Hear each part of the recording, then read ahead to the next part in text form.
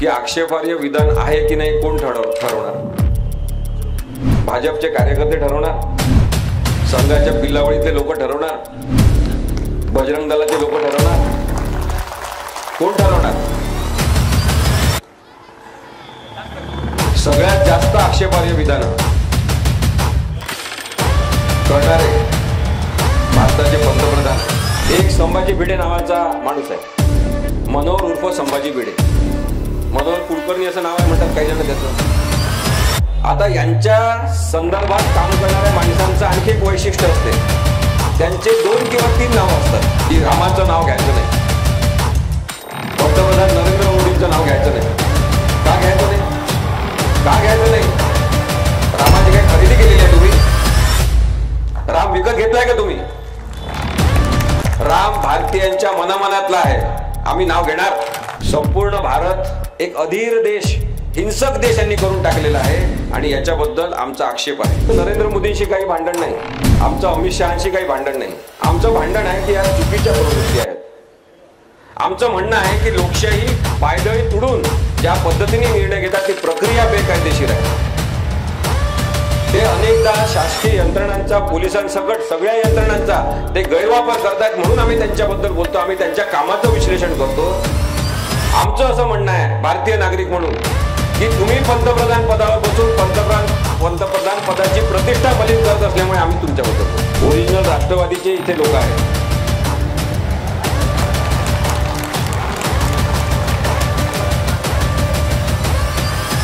Original Rashtrawadi म्हणजे शरद पवार साहेब आणि original Shiv Sena म्हणजे उद्धव ठाकरे साहेब। या कार्यक्रमाचे आयोजक श्री DL कराड सर आणि कार्यक्रमाचे अध्यक्ष सुद्धा ते आहेत। तसंच ज्या 35-36 संघटनांनी एकत्र येऊन हा कार्यक्रम घेतलेला आहे त्यांचे मी मनापासून आभार मानतो आणि अभिनंदन करतो।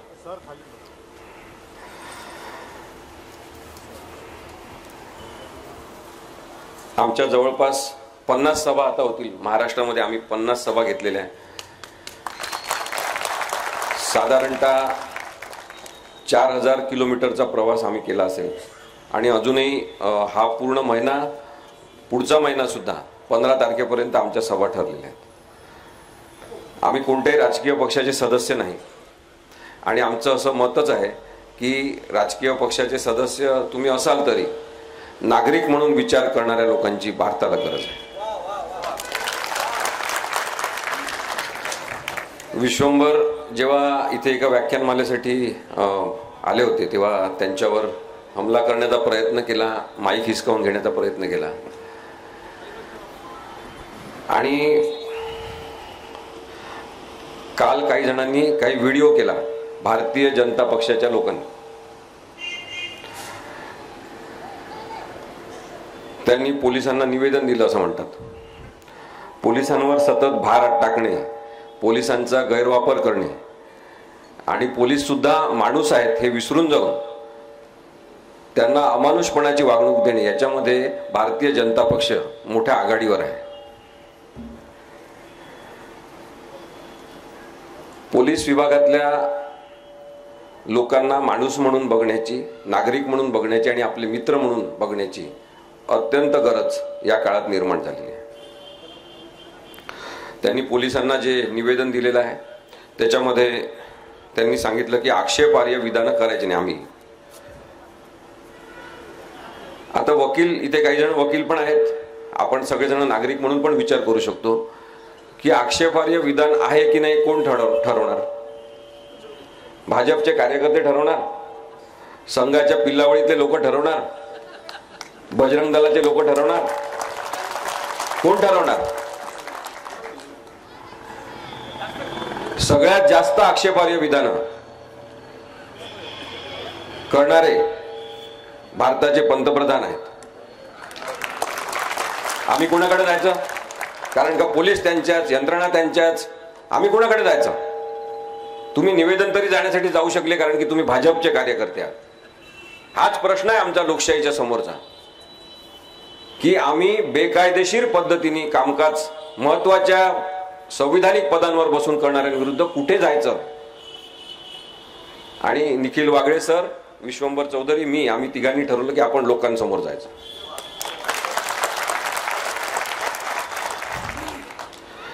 त्यांनी सांगितलं की प्रक्षोभक बोलू नका. पुन्हा तोच प्रश्न आहे, तुम्ही ठरवणार का प्रक्षोभक कोण बोलताय ते?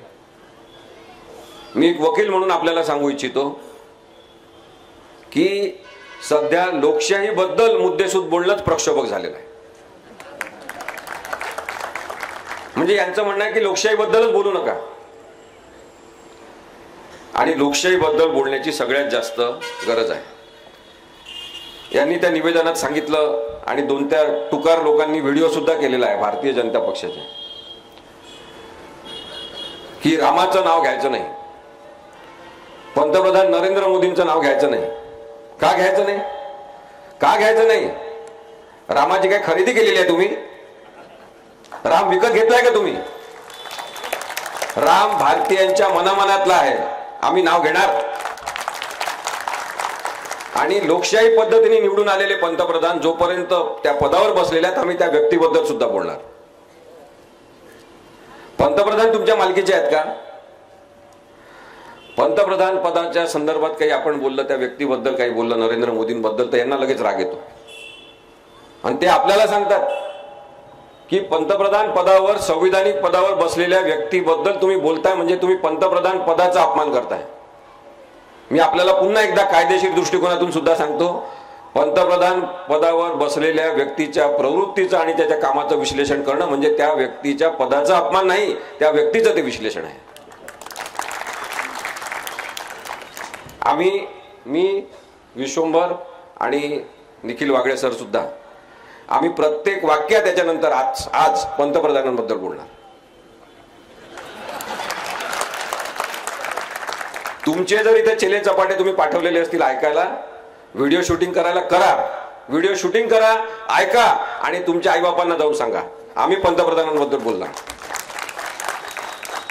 आमचे पण ते पंतप्रधान आहेत.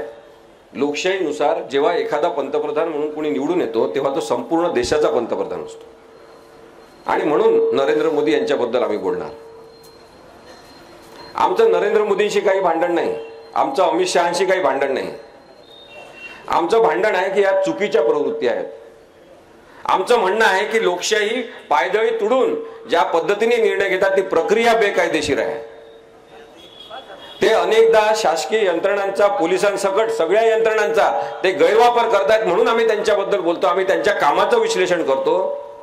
आमचं असं म्हणणं आहे भारतीय नागरिक म्हणून की तुम्ही पंतप्रधान पदावर बसून पंतप्रधान पदाची प्रतिष्ठा मलिन करत असल्यामुळे आम्ही तुमच्याबद्दल बोलतो. कुणाला काही याच्याबद्दल केस करायची असेल तर माझं म्हणणं आहे की मी बोलत असेल तर माझ्यावर केस करा, आयोजकांवर कोणी केस करू नका. भाजपचे कार्यकर्ते असतील त्यांना सांगा, आम्ही आमच्या म्हणण्याची जबाबदारी घेऊ शकतो, पण तुम्ही तुमच्या कुत्सित बुद्धीने आणि सडलेल्या बुद्धीने तुम्ही काही पण त्याचा अर्थ काढाल त्याची जबाबदारी आमची नाही आहे. आम्ही कोणाचाही अपमान करत नाही.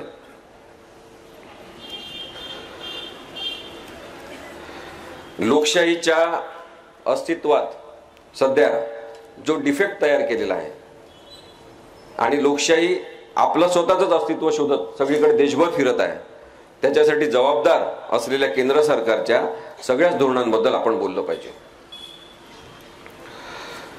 याच्याबद्दल बोलू नका, त्याच्याबद्दल बोलू नका असे व्हिडिओ करणाऱ्यांना आपल्याला हे सांगायचं आहे की आम्हाला या सगळ्या भारतातल्या घडामोडींबद्दल, राजकारणाबद्दल, समाजकारणाबद्दल, सांस्कृतिक धोरणांबद्दल बोलण्याचा अधिकार बाबासाहेब आंबेडकरांनी दिलेला आहे. आणि संविधानाचा वापर करणारा नागरिक कसा ताकदवान असतो हे बघण्याची तुमची हिंमत असेल तर इथे येऊन बसलेल्या त्या लोकांनी जरूर त्यांच्या आईबापांना जाऊन सांगावं. यांनी त्या व्हिडिओमध्ये असं म्हटलेलं आहे की आम्ही भाजपचे कार्यकर्ते आहे, आम्ही तोडफोड करत नाही, आम्ही कोणत्या गाडीवर हमला करत नाही, आम्ही काही काचा फोडत नाही. मी आपल्याला काही उदाहरणं देतो. काही तासांपूर्वी बीजेपीचे आमदार असलेले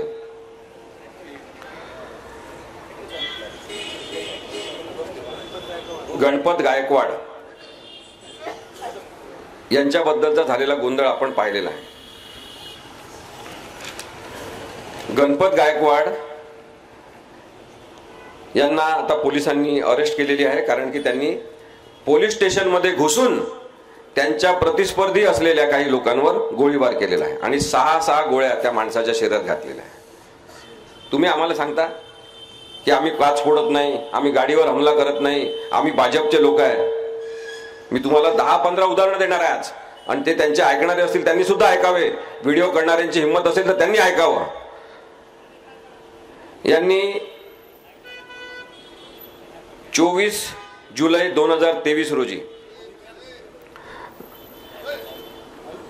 मेघालय चीफ मिनिस्टरच्या सेक्रेटरिएट इन तुरा इथे त्यांनी भाजपच्या महिला मोर्चानी 19 लोकांना त्यांच्या सकट भाजपच्या महिला मोर्चाच्या 19 लोकांसह अरेस्ट झाली, कारण की त्यांनी हिल डिस्ट्रिक्ट पोलीस स्टेशनच्या तिथे त्यांनी मेघालयच्या चीफ मिनिस्टरच्या सेक्रेटरिएटवर अटॅक केलेला होता। त्यानंतर यांनी तिथे 21 गाड्या फोडल्या, यांनी 10 मेघालय पोलीस अधिकाऱ्यांना मारहाण केली, यांनी सेंट्रल रिझर्व्ह पोलीस फोर्सच्या 7 अधिकाऱ्यांना त्या दिवशी मारहाण केली, आणि यांनी महिला होमगार्ड जे आहेत ते यांच्या मारहाणीमध्ये जखमी झालेले आहेत। आणि हे आपल्याला सांगतात की आम्ही गाड्यांवर हमला करत नाही, आम्ही काचा फोडत नाही, कारण का आम्ही भाजपचे कार्यकर्ते आहे। 19 जानेवारी 2024 रोजी 16 जुलै 2021 रोजी खोटा मिलिटरी अटॅक कुपवाडा येथे यांनी घडून आणला भाजपच्या कार्यकर्त्यांनी, आणि त्याबद्दल सुद्धा केस सुरू झालेली आहे। 19 जानेवारी 2024 रोजी यांनी व्हेइकल फोडले, मीडिया पर्सनचे कॅमेरा फोडला, आणि काँग्रेसच्या राहुल गांधीच्या यात्रेमध्ये अनेकांना यांनी मारहाण केली, आणि हे सांगतात की आम्ही काचा फोडत नाही, आम्ही भाजपचे कार्यकर्ते, आम्ही गाड्यांवर हमला करत नाही। यांनी 23 फेब्रुवारी 2020 रोजी काही मुस्लिम आणि दलित प्रोटेस्टर्स जे विरोध करत होते की सीए आणि एनआरसी याच्यामध्ये तुम्ही ज्या पद्धतीने बदल घडवून आणताय त्याच्यामध्ये लोकसहभाग नाही, आणि एकतर्फी पद्धतीने तुम्ही निर्णय घेऊन जे कायदे बदलण्याचा प्रयत्न करतात चुकीचं आहे, तेव्हा दलित आणि मुस्लिम कार्यकर्त्यांवर भाजपच्या कार्यकर्त्यांनी एका कार्यक्रमादरम्यान हमला केलेला आहे। दिल्लीच्या मेयर शेली ओबेरॉय यांनी 15 दिवसासाठी भाजपच्या कार्यकर्त्यांना, जे निवडून आलेले सुद्धा नगरसेवक आहेत त्यांना 15 दिवसासाठी सस्पेंड केलं, कारण की त्यांनी नगर परिषदेमध्ये आणि त्या दिल्लीच्या सगळ्या परिसरामध्ये म्युनिसिपल कॉर्पोरेशनच्या त्यांनी गडबड गोंधळ करण्याचा आणि तोडफोड करण्याचा प्रयत्न केला। आणखी 1-2 उदाहरणं मी आपल्याला देतो। 13 जानेवारी 2021 रोजी त्यांनी पोलिसांनाच अटकाव करून पोलिसांवर सुद्धा हमला केलेला आहे, आणि त्याच्याबद्दल सुद्धा त्यांच्यावर केस दाखल झालेली आहे। त्याच्याबद्दल अमित शहा यांना शेवटी दखलंदाजी घ्यावी लागली आणि पोलिसांना समजावावं लागलं, हा सुद्धा रेकॉर्डचा भाग आहे। यांनी 300 पार्टी वर्कर्स यांचे आणि तिथले MP भारतीय जनता पक्षाचे राकेश सिंग यांना संपूर्ण ट्रेनला आग लावून देण्यासाठी आणि सरकारी प्रॉपर्टी डॅमेज करण्यासाठी जबलपूर येथे अटक करण्यात आली।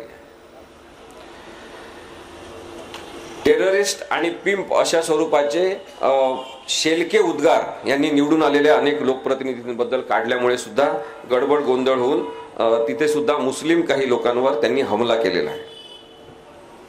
शिलीगुडी येथे 7 डिसेंबर 2020 रोजी यांनी पोलिसांनी लावलेले बॅरिकेड्स तोडले, यांनी विटा फेकून मारल्या आणि अनेक लोकांना जखमी केलं, असा सुद्धा आरोप यांच्यावर आहे। मी तुम्हाला 10 उदाहरणं दिलेले आहे। व्हिडिओ करणाऱ्या त्या लोकांना सांगा जाऊन की तुम्ही जे काही व्हिडिओ करताय ना ते खोटारडे आहे, कारण तुमचे नेते खोटारडे आहे।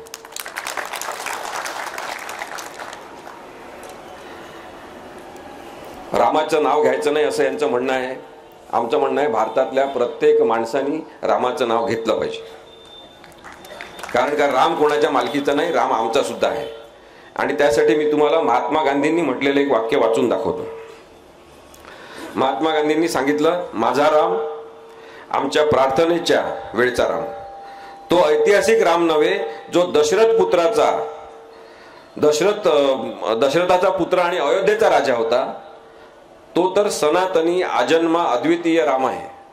मी त्याची पूजा करतो, त्याचीच मदत चाहतो. तुम्ही देखील तेच केले पाहिजे, कारण तो समान रूपात सर्वांचा आहे. म्हणून मुसलमान अथवा कोणालाही रामाचे नाव घेण्यात संकोच वाटण्याचे काहीच कारण नाही. परंतु अशी काही गरज नाही की त्याने रामाच्या रूपातच देवाचे नाव घ्यावे. तो अल्लाह किंवा खुदाचे नाव सुद्धा रामाप्रमाणे जपू शकतो. हे महात्मा गांधींनी 28/4/1948 रोजी सांगितलेलं आहे. आणि म्हणून प्रभू राम हा आमचा सुद्धा आहे. आणि म्हणून आपण सगळ्यांनी रामाचं नाव घेतलं पाहिजे. विनोबा भावेंनी तर सांगितलं होतं की रामाचं नाव श्वासागणी घेतलं पाहिजे. प्रत्येक श्वासासोबत रामाचं नाव घेतलं पाहिजे. श्वास आतमध्ये घेताना शरीरात आपण राम असं म्हणायचं आणि श्वास सोडताना हरी म्हणायचं. राम हरी हा मंत्र त्यांनी दिला होता आणि तो सुद्धा राम आमचाच आहे. वातावरण कलुषित करणारा, देवाच्या नावाने हिंसा पसरवणारा राम आमचा नाही, तो तुमचा आहे. तो तुम्ही घेऊन फिरा. पण आमचा राम हा शांततेचं प्रतीक आहे. आमचा राम हा अंतर्गत मानसिक शांततेचं सुद्धा प्रतीक आहे. आणि म्हणून आम्ही रामाचं नाव घेणार. त्यामुळे आम्हाला इथे कोणी सांगायचा प्रयत्न करण्याची गरज नाही की रामाचं नाव घ्यायचं नाही. रामाचा अपमान करणारे आम्ही नाही. इव्हन आम्ही कोणाचाच अपमान करत नाही. लोकशाहीचा अपमान करणारे आता जे लोक आहेत त्यांच्याबद्दल मात्र आम्ही बोलणार आहे. सातत्याने हे होत चाललेलं आहे की रामाला सबसाइड करून, प्रभू रामचंद्राला सबसाइड करून त्याच्या जागी नरेंद्र मोदींना प्रस्थापित करण्याचा जो प्रयत्न सुरू आहे तो अत्यंत अश्लाघ्य स्वरूपाचा, अधार्मिक कृतीचा भाग आहे. आणि म्हणून आम्ही त्या कामाचं विश्लेषण करणार. या कार्यक्रमासाठी जमलेल्या एकमेव जो राजकीय पक्ष फुटला नाही आतापर्यंत भारतामधला, त्या काँग्रेस पक्षाचे अनेक कार्यकर्ते इथे आहेत. ओरिजिनल शिवसेना पक्षाचे लोक इथे आहेत. ओरिजिनल राष्ट्रवादीचे इथे लोक आहेत.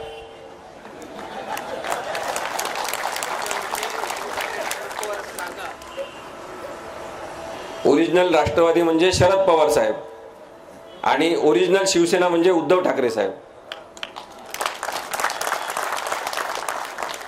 बाकी राजकीय दरोडेखोरी करणारे आणि चोर यांच्याबद्दल सुद्धा मी नंतर बोलणार.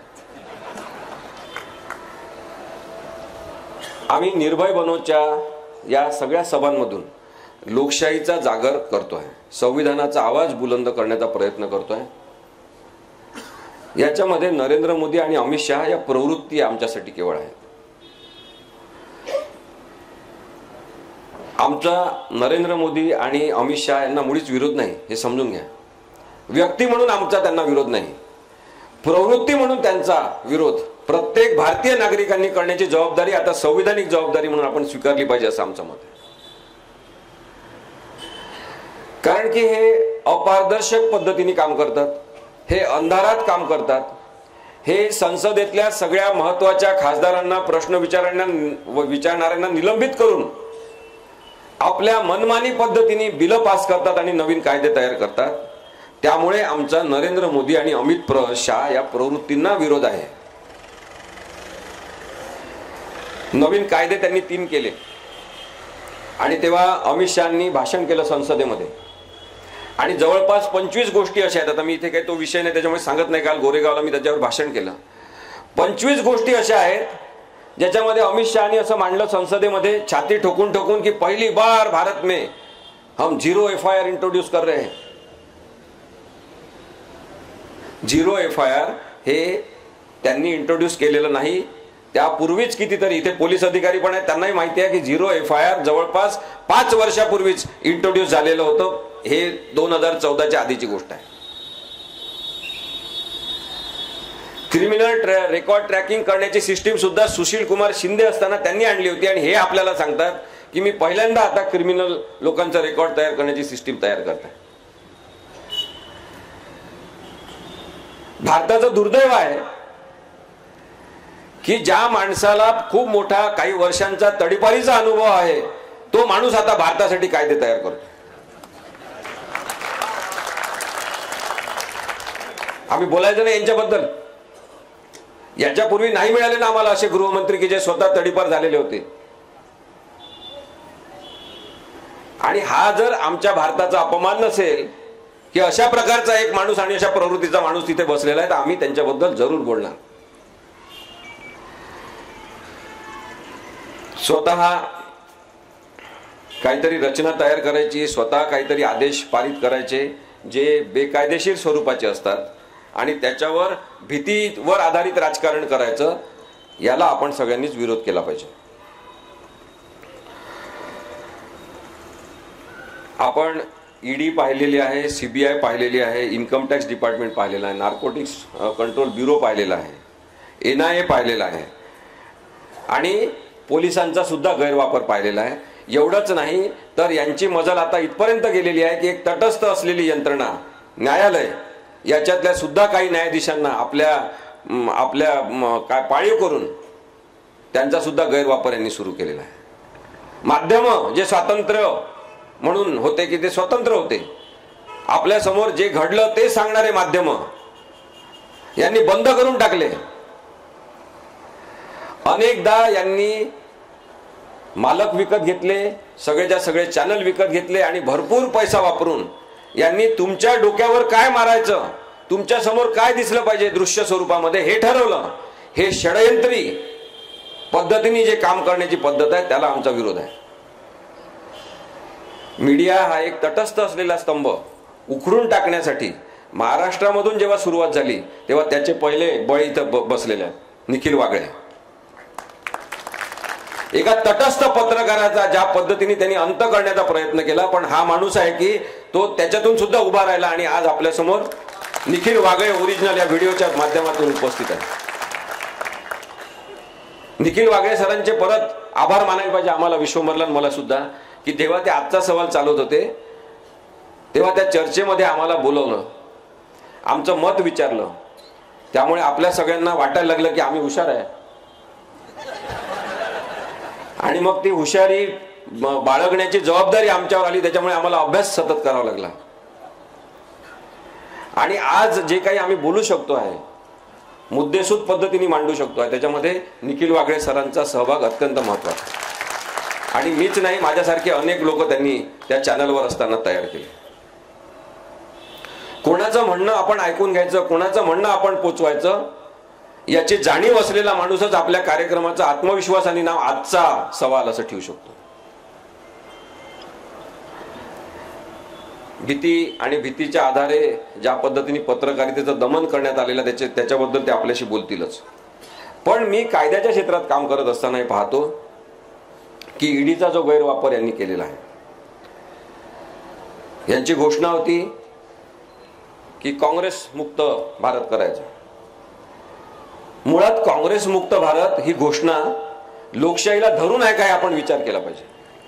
आपलं कोणाचं काँग्रेसवर प्रेम असण्याचा गरज नाही. थोड्या वेळासाठी सगळं बाजूला ठेवा. काँग्रेसवर प्रेम करण्याची काही गरज नाही. वंचित बहुजन आघाडीवर प्रेम करण्याची काही गरज नाही. राष्ट्रवादी काँग्रेस ओरिजिनलवर प्रेम करण्याची काही गरज नाही. शिवसेना ओरिजिनलवर प्रेम करण्याची काही गरज नाही. थोड्या वेळासाठी बाजूला ठेवा आणि विचार करा की भारतीय संविधान काय म्हणताय. भारतीय संविधानाने सांगितलेलं आहे की इथे प्रत्येकाला अभिव्यक्ती स्वातंत्र्य आहे, राजकीय मत स्वातंत्र्य आहे. एखाद्याचा राजकीय विचार पोचवायचा असेल तर संस्था संघटना काढून, राजकीय पक्ष काढून तशा पद्धतीने आपले विचार अनेक लोकांपर्यंत पोचवण्याचा आणि त्यांना पटवून देण्याचा अधिकार आपल्याला आहे. अनेक वेगवेगळ्या राजकीय पक्षाचे विचार या भारतामध्ये असले पाहिजे ही संविधानिक तरतूद आणि त्याला आपण कॉन्स्टिट्युशनल स्कीम असं म्हणू. ही रचना आहे भारतीय संविधानाने केलेली. आणि म्हणून काँग्रेस मुक्त भारत ही हिंसक घोषणा आहे. आज आपण पाहतो की त्यांनी दुसरी घोषणा भ्रष्टाचार मुक्त भारत अशी केली होती की भ्रष्ट आदमी को नहीं छोडूंगा. आजची जी परिस्थिती आहे त्यांनी निर्माण केलेली आहे, नाशिक जिल्ह्यामधले सुद्धा नेते जे भ्रष्ट आहेत भारतातले ते सगळे भाजपमध्ये आहेत. आणि आता आपल्याला लक्षात येते की काँग्रेस मुक्त भारत करता करता आज भाजप काँग्रेस मुक्त झालेला आहे. हे सगळ्यात मोठं यांचं दुखणं ठरणार आहे, लक्षात ठेवा. वरपासून खालपर्यंत सगळे भ्रष्टाचारी माणसांनी आपल्या सोबत घेतलेले आहे. महाराष्ट्राच्या परिस्थितीचा विचार करायचा तर एक तर भाजपमध्ये जा किंवा एकनाथ शिंदेच्या सोबत जा, म्हणजे तुम्ही सुरक्षित राहाल. आता त्याला ऍडिशनल परत अजितदादा पवार आहे. हे जे राजकारण सुरू आहे हे संविधानाला अपेक्षित नाही, हे सांगायचं नाही का? याच्यावर कोणीच बोलायचं नाही. जे सुरू आहे ते बघत राहायचं. 5 वर्षांनी आम्ही मतदान पुन्हा करायचं आणि पुन्हा निवडून आलेल्या लोकांना तुम्ही पैशाच्या आधारे फोडणार, ईडीच्या आधारे फोडणार, कोणतीतरी दडपशाही करून फोडणार आणि नवीनच काहीतरी संतुलन तयार करणार, एखादं मिक्सर तयार करणार. आम्हाला म्हणणार ही लोकशाही आहे. आम्हाला अशी लोकशाही मान्य नाही. हे सांगण्याची जबाबदारी आपल्या सगळ्या नागरिकांची आहे. अनिल देशमुखांना त्यांनी ईडीच्या प्रकरणामध्ये आतमध्ये पाठवलं. छगन भुजबळांना त्यांनी आतमध्ये पाठवलं. छगन भुजबळ आता अजितदादांसोबत गेले. काही दिवसांनी ते भाजपमध्ये जातील. जेव्हा छगन भुजबळांची केस आली, इतर काही ईडीच्या लोकांच्या केस आली, ते म्हणतात की आता कागदपत्रच आमचे गहाळ झाले, केसचे कागदच नाही असं म्हणतात. हा षडयंत्राचा जो भाग आहे त्याच्याबद्दल बोलायचं नाही कोणीच. मला आपल्या सगळ्यांचे आभार मानायचे की आपण लोकशाही बद्दलचा आवाज म्हणून इथे आलेला. अनिल देशमुखांना यांनी जेव्हा आतमध्ये टाकलं, सांगितलं की 1000 कोटीचा घोटाळा आहे, 100 कोटीचा घोटाळा आहे असं सांगितलं. आणि जेव्हा तपास केला, कोर्टामध्ये केसेस चालल्या, त्यांचा जामीन देण्यात आला नाही, त्यांना त्रास देण्यात आला. 1 वर्षभर जवळपास ते आतमध्ये होते. आणि नंतर लक्षात आलं की काहीतरी साधा 1 कोटी काहीतरी याचा घोटाळा आहे. कोर्टाने म्हटलं की बा त्याचा पुरावा द्या तुम्ही, की निदान 1 कोटीचा तरी काहीतरी घोटाळा आहे, त्याचा तरी पुरावा द्या. त्याचा पण पुरावा यांच्याकडे नाही. आणि या सगळ्यांमागे जर आताचे उपमुख्यमंत्री, ज्यांना जबरदस्तीने उपमुख्यमंत्री व्हावं लागलेलं आहे, ते देवेंद्र फडणवीस असतील तर आपल्याला वाईट वाटणार नाही की बदल्याचं राजकारण इथे सुरू आहे. बदल्याच्या भावनेने कायदा वापरला जातो आहे आणि कायदा जणू काही बदल्यासाठीच तयार केलेला आहे. अशा भावनेने राजकारण जर केलं जात असेल तर आम्ही देवेंद्र फडणवीसांना प्रश्न विचारायचा नाही की हे कोणतं राजकारण आहे तुमचं, की तुम्ही ज्या माणसावर आरोप ठेवता त्या माणसाचं तुम्ही शेवटी 1000 कोटीचा सुद्धा नाही, 100 कोटीचा सुद्धा नाही, तुम्ही छोटासा घोटाळा सुद्धा शोधू शकत नाही आणि 1 वर्ष त्या माणसाला आतमध्ये ठेवता. जे दुसऱ्या पक्षात जातात त्यांच्यावर ईडी लावली जाते, त्यांना आपल्या पक्षात आणलं जाते.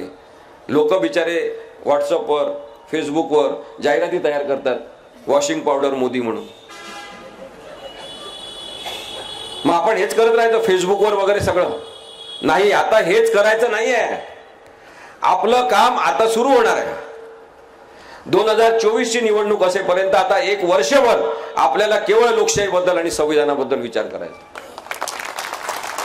आणि ज्यावेळेस मतदान असेल तेव्हा या सगळ्यांना घरी बसवण्याची जबाबदारी इथे बसलेल्या प्रत्येक माणसाची. सीबीआयनी आतापर्यंत ज्या केसेस केल्या त्याच्यामध्ये जवळपास 96% म्हणजे 96% केसेस या विरोधी पक्षातल्या लोकांवर केलेल्या आहेत.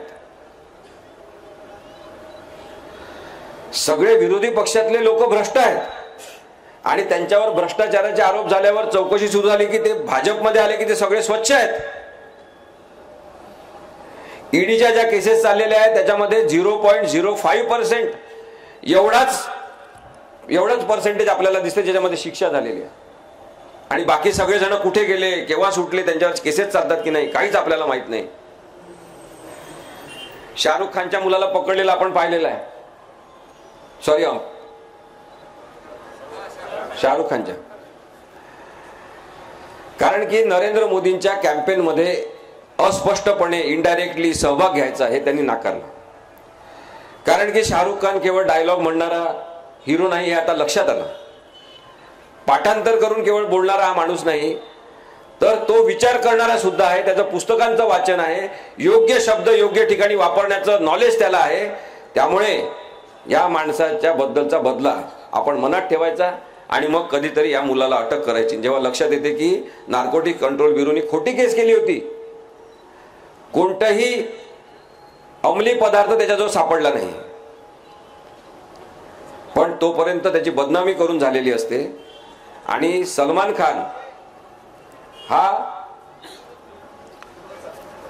पतंग उडवायला नरेंद्र मोदींसोबत जातो संक्रांतीच्या वेळेस. तर सलमान खान बद्दलची जी त्यांनी ते काळं हरिण मारलेलं होतं त्याच्याबद्दलची केस मात्र लवकरच सुटका त्याच्यातून होते. आपण हे समजून घेतलं पाहिजे की ज्या पद्धतीने या सगळ्या यंत्रणांचा वापर होतोय तो गैरवापर आहे आणि याचा आपल्याला राग आला पाहिजे. न्यायालय जे एक निपक्ष ती जागा असली पाहिजे, ती सुद्धा आजकाल त्यांनी निपक्ष ठेवली नाही. आपलं सुदैव आहे की अनेक न्यायाधीश न्यायालयांमधले हे उत्तम आहेत, विश्वासार्ह आहेत, प्रामाणिक आहेत आणि संविधानाशी त्यांची बांधिलकी आहे. पण काही महत्वाच्या लोकांना त्यांनी ज्या पद्धतीने बाटवलेलं आहे आणि भाजपच्याच दृष्टीने निकाल द्यायचा असं सांगितलेलं आहे, त्यातून लोकशाही समोर एक खूप मोठं संकट निर्माण झालेलं आहे. आपण लक्षात घ्या. पापपूर्ण अशा पद्धतीचे, त्याला सिनफुल जजमेंट आपण म्हणू, पापपूर्ण अशा पद्धतीचे निर्णय दिलेले आहेत. कधीतरी फक्त त्या विषयावर आपण इंटेलेक्च्युअल पद्धतीची चर्चा जर ठेवली तर आपण त्याच्याबद्दल बोलू की कशा पद्धतीने यांनी निकाल दिलेले आहेत. देशामध्ये दोन प्रकारचे वकील यांनी तयार केले. एक नरेंद्र मोदी यांना आवडणारा कायदा सांगणारे वकील आणि दुसरे संविधानात आहे तसा कायदा सांगणारे वकील, जे उरले सुरले आहेत ते. इथे काही वकील असतील त्यांना माहिती आहे, प्रत्येक जिल्ह्यात, प्रत्येक तालुक्यात, हायकोर्टामध्ये, भारतातल्या सगळ्या आणि सर्वोच्च न्यायालयामध्ये सुद्धा हेच वातावरण आहे की त्यांनी म्हटलेला कायदा सांगा, त्यांना आवडेल असा कायदा सांगा, त्याचा अर्थ तसा काढा. एक न शिकलेला माणूस कायद्याचे अर्थ कसे काढायचे यासाठी दहशत निर्माण करत असेल तर आपण विचार करा की यांच्याबद्दल बोलणं किती आवश्यक आहे. एककल्ली व्यवस्था यांनी निर्माण केल्या, कोणत्याही प्रकारे पारदर्शकता यांनी ठेवली नाही आणि ज्या पद्धतीने हे वेगवेगळ्या प्रकारचे कपडे घालून सतत येत असतात, टोप्या घालतात, मोराचे पिसं लावतात, कधी शिंग लावतात, ते टोप्या घालतात. हा जो दशावतारी माणूस आहे, या प्रवृत्तीचा अंत लोकशाही मधल्या नागरिकांनी केला पाहिजे. त्यांचं म्हणणं आहे मला सगळ्यांनी रिस्पेक्ट दिला पाहिजे असं त्यांचं म्हणणं आहे. मग ते काय करतात की कधी कधी जबरदस्तीने शास्त्रज्ञांकडे जातात, जबरदस्तीने ओढतात असं आणि त्याला रडायला लावतात. इथं रड बाब आहे छातीवर, सगळ्यांना दिसलं पाहिजे. यांचे दोन प्लॅन तयार असतात जेव्हा वर्ल्ड कप क्रिकेटची मॅच असते शेवटची, किंवा वर्ल्ड कप जिंकलं तर काय आणि हरल्यावर काय करायचं. मग दुर्दैवाने भारत हरल्यावर लगेच तिथे गेले, जबरदस्तीने क्रिकेटच्या खेळाडूंचे हात ओढून रे माझ्याजवळ या तुम्ही, मी तुम्हाला सांत्वन करतो. भारताच्या पंतप्रधानांचं हे काम आहे? अशा फुटकळ दर्जाचं काम तुम्ही करता आणि तुम्ही म्हणता की आमच्याबद्दल बोलायचं नाही.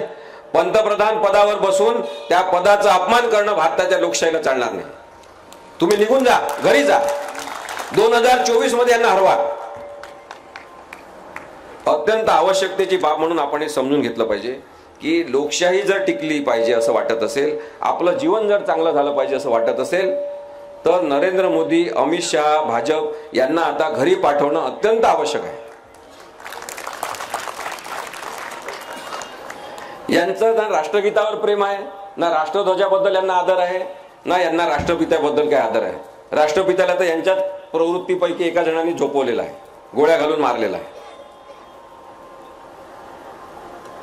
नरेंद्र मोदी पंतप्रधान झाले तेव्हा, त्यांनी पहिल्यांदा पंतप्रधान झाले तेव्हा संसदेच्या पायऱ्यांवर असं त्यांनी नतमस्तक झाले, पाया पडले. अनेक लोकांना गहिवरून आलं, पहिल्यांदा असा पंतप्रधान आहे की पायऱ्यांवर डोकं ठेवून हे नमस्कार करतोय, नतमस्तक होतोय. काय आदरपूर्ण माणूस आहे. आपण तेव्हा विसरलो होतो भावनाशील होऊन की नथुराम गोडसेंनी सुद्धा महात्मा गांधींचा खून करण्याच्या आधी पाया पडलेला होता. या प्रवृत्तीला विरोध आहे आपला. आपलं म्हणणंच आहे की तुम्ही चुकीचे व्यक्ती आहात, तुम्ही खोटारडे आहात। यांचे खोटे सांगायचे असतील तर आपल्याला ही सभा पुरणार नाही, रात्र संपून जाईल। एखाद्या कोजागिरीच्या दिवशी बोलवा तुम्ही, आम्ही तुम्हाला सगळे खोटारडे यांचं सांगू। दररोज यांना 15, 20, 25 खोटं बोलल्याशिवाय यांचं पोट भरत नाही। इतक्या वाईट पद्धतीने जे खोटं बोलतात, ज्यांचं राष्ट्रगीताला नेहमी विरोध राहिलेला आहे, हे म्हणतात की वंदे मातरम हे राष्ट्रगीत पाहिजे। ते राष्ट्रगान आहे, वंदे मातरम आपण सगळ्यांनी म्हटलं पाहिजे, त्याच्याबद्दलचा आदर ठेवला पाहिजे। ते आपल्या देशाचं राष्ट्रगान आहे। राष्ट्रगीत जनगण मन हे आहे, त्यालाच तसा आपण आदर दिला पाहिजे।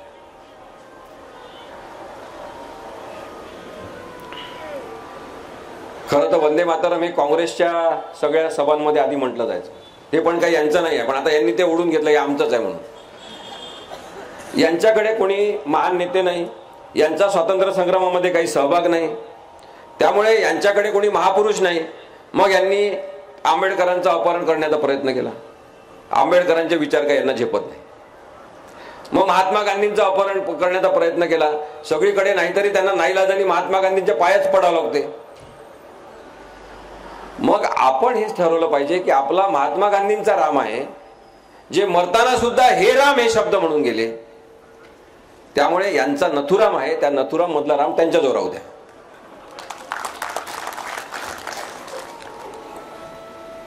आपल्याला राष्ट्रध्वजाबद्दल एक गोष्ट मी मुद्दाम सांगितली पाहिजे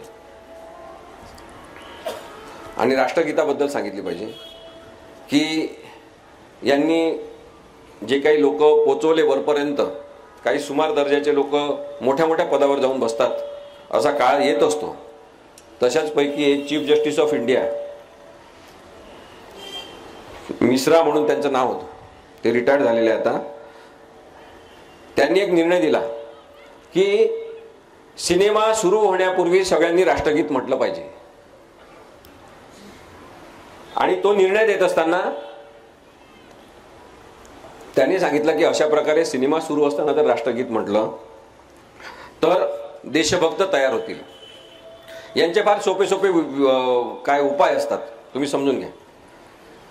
म्हणजे काय करायचं की हर घर तिरंगा, प्रत्येक घरावर तिरंगा लावायचा म्हणजे आपण देशभक्त होतो। राष्ट्रगीत म्हणायचं म्हणजे आपण देशभक्त होतो।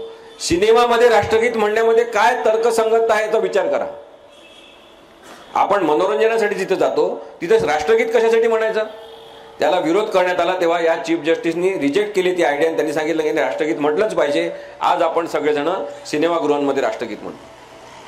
मग एका वकिलाला असं वाटलं की फार चांगली आयडिया आहे देशभक्ती राबवण्याची, देशभक्त निर्माण होतील। त्यांनी अशी पिटिशन केली त्याच न्यायाधीशांसमोर, चीफ जस्टिस ऑफ इंडिया समोरच, त्याच मिश्रांसमोर त्यांनी पिटिशन दाखल केली की सगळ्यात जास्त कायद्याचं आणि संविधानाचं काम हे न्यायालयांमध्ये चालते, आणि त्यामुळे न्यायालयाचं कामकाज राष्ट्रगीत म्हणून झालं पाहिजे। या chief justice of India Mishra यांनी ती याचिका फेटाळून लावली। मग आपण यांना विचारणार नाही की तुम्ही सिनेमागृहामध्ये राष्ट्रगीत म्हणायची सक्ती करता, मग न्यायालयांमध्ये राष्ट्रगीत सुरू करून तुम्ही का कामकाजाची सुरुवात करत नाही? यांच्याजवळ तर्क नसतो, कारण की हे लोक असेच असतात। त्यांना काही करून जबरदस्ती फक्त करायची असते, आणि आम्ही फार देशभक्त आहोत असं दाखवायचं असते, कारण की स्वातंत्र्य संग्रामात काही यांची कर्तृत्व नाही। आणि त्यामुळे मग हे अशा प्रकारचे निर्णय देणारे सुद्धा यांचे माणसं तयार होतात। एक संभाजी भिडे नावाचा माणूस आहे, मनोहर उर्फ संभाजी भिडे, मनोहर कुलकर्णी असं नाव आहे म्हणतात काही जण त्याचं। आता यांच्या संदर्भात काम करणाऱ्या माणसांचं आणखी एक वैशिष्ट्य असते, त्यांचे 2 किंवा 3 नाव असतात। त्याच्याबद्दल सतत कन्फ्युजन असते किंवा खरं नाव कोणतं आहे, खरं कोण आहे। मग यांचे कोणी गुरु असतील त्याला ते श्री श्री असं लावतात, म्हणजे काय आपल्याला काही कळत नाही कशासाठी श्री श्री असं करतात ते। या संभाजी भिडेंनी अत्यंत विषारी लोक महाराष्ट्रामध्ये निर्माण केलेले आहेत। आपण चांगले हिंदू आहोत आणि इथे बसलेल्या प्रत्येक माणसाने चांगला हिंदू बनण्याचा प्रयत्न केला पाहिजे। संभाजी भिडेच्या काही चेल्या चपाट्यांनी 15 ऑगस्टला मोठा भगवा झेंडा घेतला आणि सांगलीमध्ये मिरवणूक काढली. मिरवणूक काढताना ते सगळे घोषणा देत होते, ज्या अकराळ विक्राळ आणि अशा घोषणा असतात लोकशाही विरोधी सुद्धा, त्या घोषणा देत होते. तर पोलिसांनी त्यांना विचारलं पाहिजे होतं की तुम्ही ही घोषणा अशी का देताय, 15 ऑगस्टच्या दिवशी तुम्ही भगवा झेंडा घेऊन एवढा मोठा अशी रॅली का काढताय. पण पोलिसांनी त्यांना काही विचारलं नाही. पत्रकारांनी त्यांना विचारलं की तुम्ही असा भगवा झेंडा 15 ऑगस्टच्या दिवशी का घेताय, तुम्ही तिरंगा राष्ट्रध्वज घेतला पाहिजे खांद्यावर. तर त्यांनी सांगितलं की भगवा आमच्या खांद्यावर आहे, तिरंगा आमच्या मनात आहे, राष्ट्रध्वज आमच्या मनात आहे. हे त्यांनी उत्तर दिलं.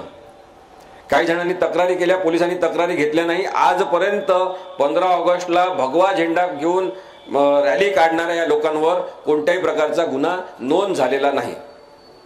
मग आता थोड्या वेळासाठी आपण विचार करू की समजा त्या हिंदुत्ववादी कट्टर लोकांच्या ऐवजी तिथे कट्टर मुस्लिमवादी काही असते आणि त्यांनी मोठा हिरवा झेंडा घेतला असता आपल्या खांद्यावर 15 ऑगस्टच्या दिवशी, ते निघाले असते रॅली घेऊन आणि त्यांना अडवलं असतं पत्रकारांनी, त्यांना विचारलं असतं की तुम्ही असं का करताय, 15 ऑगस्ट आहे, राष्ट्रध्वज घ्या खांद्यावर, तिरंगा असला पाहिजे खांद्यावर. आणि त्या लोकांनी जर उत्तर दिलं असतं की आमच्या खांद्यावर हिरवा आहे पण आमच्या मनामध्ये तिरंगा आहे, आपल्याला चाललं असतं का? पोलिसांना चाललं असतं का? एका कोणत्या तरी फालतू माणसाने तक्रार केली असती, लगेच गुन्हा नोंद झाला असता. पण आजपर्यंत संभाजी भिडे आणि त्याच्या पिल्लावळीच्या लोकांवर गुन्हा दाखल झालेला नाही. माझं एवढंच म्हणणं आहे की कायदा असेल तर सगळ्यांसाठी समान असला पाहिजे. केवळ नरेंद्र मोदी एकदा आले आणि हेलिकॉप्टरच्या तिथून उतरून याच्याशी बोलले, त्याचा एवढा प्रभाव पोलिसांनी घेतलेला आहे की याच्या विरुद्ध कोणतेही गुन्हे दाखल होत नाही. हा महात्मा गांधींबद्दल वाईट बोलतो, हा महात्मा फुलेंबद्दल वाईट बोलतो, अनेक समाजामध्ये हिंसा पसरवणारे विधान करतो, पण हा माणूस अजूनही मोकाट आहे. अशा मोकाट सांडांना तुम्ही अरेस्ट करा आणि मग आमच्याकडे या सांगायला हे बोलू नका ते बोलू नका. संपूर्ण भारत एक अधीर देश, हिंसक देश यांनी करून टाकलेला आहे आणि याच्याबद्दल आमचा आक्षेप आहे. आणि म्हणून मला असं वाटतं की निर्भय बनवला मिळणारा हा प्रतिसाद लोकांच्या मनातला राग आहे, लोकांच्या मनातली अस्वस्थता आहे की किती दिवस आम्ही पाहत बसणार. महागाईबद्दल बोलत नाही, बेरोजगारीबद्दल बोलत नाही, स्वतःच्याच लोकांसाठी कायदे करतात, स्वतःचेच व्यापारी वाढवतात, त्याच्याबद्दल कोणीच काही बोलत नाही आणि कोणी बोलायलाच नको म्हणून दहशत निर्माण केली जाते. याच्या विरुद्ध निर्भय बनव असल्यामुळे हा जनतेचा आवाज आहे, हा लोकांचा आवाज आहे, त्याच्यामुळे याला एवढा सपोर्ट सगळीकडे मिळतो. 3-3, 4-4 हजार लोक जमा व्हायला लागले. आम्ही काही खूप मोठे महान लोक नाही आहे, विश्वंभर चौधरी, मी सामान्य आपल्यापैकी कोणीतरी आहोत. पण आम्ही हा वसा घेतला, निखिल वागळे सरांनी प्रोत्साहन दिलं आम्हाला नेहमी, आणि आज आपण पाहतो की हा एक खूप मोठा माहोल तयार झालेला आहे, एक खूप मोठी मिरवणूक तयार झालेली आहे लोकशाहीची, जी महाराष्ट्रातल्या प्रत्येक गावामध्ये एकत्रित होत आहे. आणि हा लोकशाहीचा जो आवाज आहे त्याच्यात भाजप दबून जाणार हे मी आपल्याला सांगतो. महाराष्ट्रामध्ये राजकीय चित्र बदलणार आहे, इथे भाजप आता येणार नाही. शेवटचा मुद्दा मी अपात्रतेच्या संदर्भातला नक्की बोलला पाहिजे असं निखिल वागळे सर पण म्हणाले. उद्धव ठाकरे यांची ज्या पद्धतीने अवहेलना झालेली आहे, उद्धव ठाकरे यांच्या वडिलांचं आणि त्यांच्या पक्षाचं ज्या पद्धतीने अपहरण झालेलं आहे, ते विचार करा थोड्या वेळासाठी की आपण काहीतरी निर्माण केलेलं आहे, आपण त्याचा भाग आहोत आणि आपल्यापासूनच ते हिरवून घेतलं जात असेल आणि आपल्या सोबत तयार झालेले माणसं ज्या आविर्भावात बोलताना आपण पाहतो तेव्हा कसं वाईट वाटत असेल मनाला, याचा विचार करा थोड्या वेळासाठी. आणि त्याच पार्श्वभूमीवर मग जेव्हा केस चालते अपात्रतेच्या प्रकरणाची, सुप्रीम कोर्ट निकाल देतात, 5.5 महिन्याचं हिअरिंग होते, त्याच्यावर सुप्रीम कोर्ट सांगतात की भरत गोगावले यांची नियुक्ती व्हिप म्हणून केली होती आणि त्याला राहुल नार्वेकर अध्यक्ष यांनी मान्यता दिली होती, ते बेकायदेशीर आहे. हे सांगितलं जाते की एकनाथ शिंदे यांना गटनेता म्हणून राहुल नार्वेकर यांनी अध्यक्ष म्हणून मान्यता देणं बेकायदेशीर आहे. एक अत्यंत विस्तृत निर्णय दिला जातो आणि त्या निर्णयाच्या आधारे केवळ राहुल नार्वेकर यांना निकाल जाहीर करायचा आहे. कारण अपात्रतेच्या कायद्यानुसार, पक्षांतर बंदी कायद्यातल्या कलमांनुसार राहुल नार्वेकर यांनाच अधिकार आहे विधानसभा अध्यक्ष म्हणून की त्यांनी अपात्रतेच्या संदर्भातला निर्णय जाहीर केला पाहिजे. यांच्याकडे प्रकरण पाठवलं जाते, ते मुद्दाम विलंब लावतात. कधी हे कागदपत्र पाहिजे तर कधी ते कागदपत्र पाहिजे. आणि मुद्दाम विलंब लावण्याच्या या सगळ्या प्रयत्नांवर सुद्धा सर्वोच्च न्यायालयाला सांगावं लागते की तुम्ही लवकरात लवकर सुनावणी घ्या. मग हे सांगतात, सगळीकडे गैरसमज पसरवतात कॅमेऱ्यासमोर की माझ्या कामकाजामध्ये कोणतंच न्यायालय ढवळाढवळ करू शकत नाही. तेव्हा सर्वोच्च न्यायालयाला सांगावं लागते की तुम्ही केवळ विधानसभेचे अध्यक्ष नाही, तुम्ही जेव्हा अपात्रतेच्या प्रकरणाची सुनावणी करता तेव्हा तुम्ही एका ट्रिब्युनलचे प्रमुख आहात आणि न्यायिक एका ट्रिब्युनलचे प्रमुख तुम्ही असल्यामुळे तुमच्या कामकाजाबद्दलचं विश्लेषण करणं आणि त्याच्यात दखलंदाजी करण्याचा आम्हाला हक्क आहे. तरी हा माणूस ऐकत नाही आणि मग 10 जानेवारी तारीख द्यावी लागते की या तारखेला तरी तुम्ही जाहीर करा. आणि मग हे निर्णय देतात आणि निर्णय अत्यंत महान. कोणीच अपात्र नाही. पळून गेले लोक, पळवण्यात आले लोक, ते भरत गोगावले प्रश्नाचं उत्तर देताना विधानसभेतल्या त्या क्रॉस एक्झामिनेशन मध्ये म्हणाले की मी सुरतला गेलो कारण की छत्रपती शिवाजी महाराज तिथे गेले होते, मला वाटलं की चांगली जागा असेल. आपण आतापर्यंत ज्या ज्या बिंडोक लोकांना निवडून दिलेला आहे त्या सगळ्यांची आपण आता विश्लेषण करून चिकित्सा करून यादी तयार केली पाहिजे. हे म्हणतात आम्ही ट्रिपसाठी गेलो होतो. एकाच वेळेस तुम्ही ट्रिपसाठी जाता, त्याच वेळेस तुमचे सगळे मोबाईल बंद असतात, तुमच्या ट्रिपमध्ये कोणी तुमचे बायका मुलं नसतात. ही कोणती ट्रिप आहे तुमची? आणि तुम्ही नेमके सगळेजण सुरतला जाता, मग तिथून नेमके सगळेजण तुम्ही गुवाहाटीला जाता. भाजप शासित प्रदेशांमध्येच तुम्ही कशी ट्रिप काढता? कारण तुम्हाला तिथे संरक्षण मिळते. हे सगळं पक्षविरोधी कारवायाचं लक्षण आहे.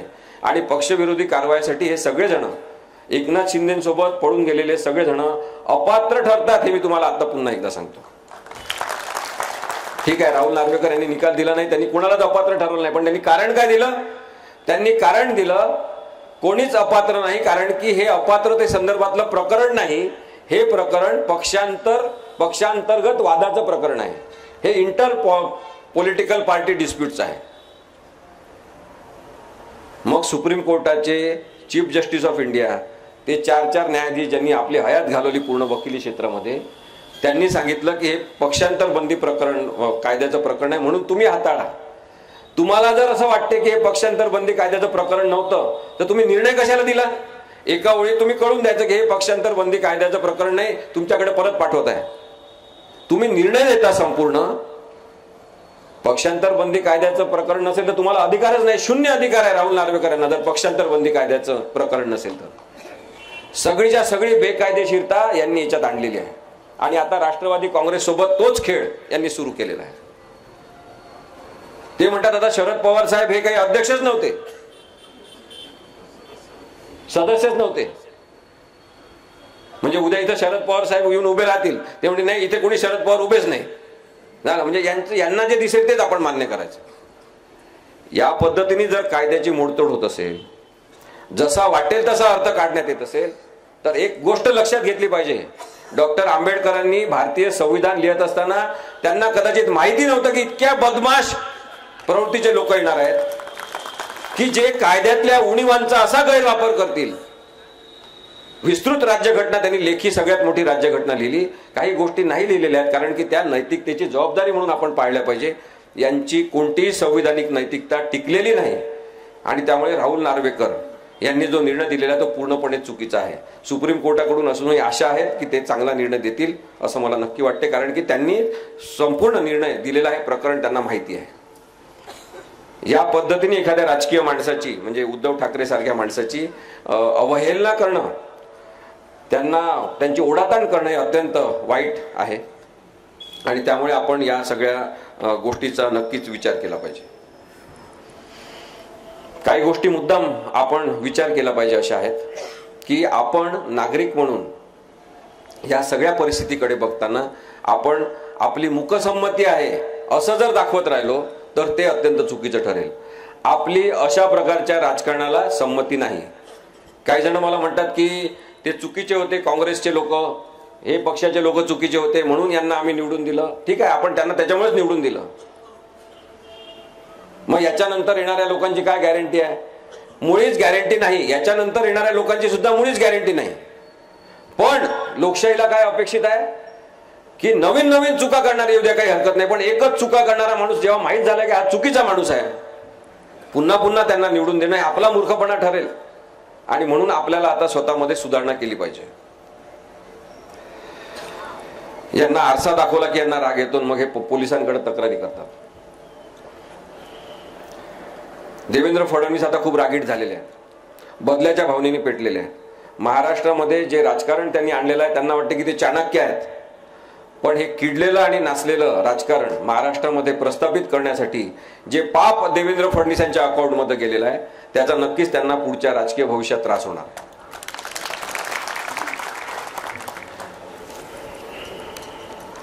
एक शेर आहे, तो मी आपल्याला सांगतो आणि थांबतो. असं म्हणतात त्या शेर मध्ये की काच को पारा चढ़ा दिया, काच को पारा चढ़ा दिया तो आईना बन गया, हमने उनको आईना दिखा दिया तो उनका पारा चढ़ गया. वाह वाह. आपण कधीतरी नागरिक म्हणून बोलण्याची सवय लावली पाहिजे. सगळ्या यंत्रणा या दोषमुक्त असण्यासाठी आपण प्रयत्न केले पाहिजे. पोलीस हे माणूस आहेत अशा पद्धतीने त्यांच्याकडे बघितलं पाहिजे. न्यायव्यवस्था आपली आहे, ती न्यायाधीशांची आणि वकिलांची नाही, तिथे जाणाऱ्या पक्षकारांची आहे, हे आपण समजून घेतलं पाहिजे. आणि या सगळ्या यंत्रणांवर सामान्यातल्या सामान्य माणसाची मालकी आहे. जो या सगळ्या यंत्रणांवर लोकशाहीमधल्या सामान्य माणसाची मालकी आहे असं मान्य करेल तो आता आपल्यावर राज्य करेल. आता हे राज्य बदललं पाहिजे. आणि महाराष्ट्राने जरी हा निर्णय घेतला आणि 2024च्या निवडणुकापर्यंत आपण सगळेजण राजकीय विचार करणारे झालो पाहिजे. काही लोक मला म्हणतात तुम्ही वकील आहे, तुम्ही कोर्टात बोला. तर म्हणून मी शेवटचा मुद्दा सांगून थांबतो की आपण डॉक्टर असा, वकील असा, कोणी फार्मासिस्ट असेल, कोणी शेतकरी असेल, कोणी कामगार असेल, आपण सगळेच जण राजकीय आहोत. आपल्याला प्रत्येकाला राजकारणावर बोलण्याचा हक्क आहे, कारण की आपण भारताचे नागरिक आहोत. नागरिक ही संकल्पना राजकीय आहे. भारतीय संविधान जिथे प्रास्ताविक ठेवलेलं आहे ते भारतीय संविधान हे पॉलिटिकल डॉक्युमेंट आहे. आपला जन्मच त्या संविधानातून झालेला आहे, जे राजकीय स्वरूपाचं डॉक्युमेंट आहे. त्यामुळे राजकारणावर बोलण्याचा आपल्याला प्रत्येकाला हक्क आहे. अडाणी आणि अशिक्षित आपण नाही. अडाणी अशिक्षितपणा जर आपल्या पंतप्रधानमध्ये असेल तर आपल्याला आता या पंतप्रधानाला नकार दिला पाहिजे. आपण ही हिंमत सगळ्यांनी ठेवा. आणि सरकार बदलू शकते. इंदिरा गांधी एवढी ताकदवान बाई होती, तिचं सुद्धा सरकार या भारतातल्या लोकांनी पाडलेलं आहे. कोणी काय अमरपट्टा घेऊन आलेला नाही. ज्यांनी ज्यांनी माच केलेला आहे त्यांना घरचा रस्ता या भारतीय मतदारांनी दाखवलेला आहे. त्या सगळ्या मतदारांना माझं आव्हान आहे की मुळीच घाबरण्याची गरज नाही. गुंड आणि बदमाश प्रवृत्तीचे लोक सगळ्यात जास्त भित्रे असतात, हे लक्षात ठेवा. धन्यवाद.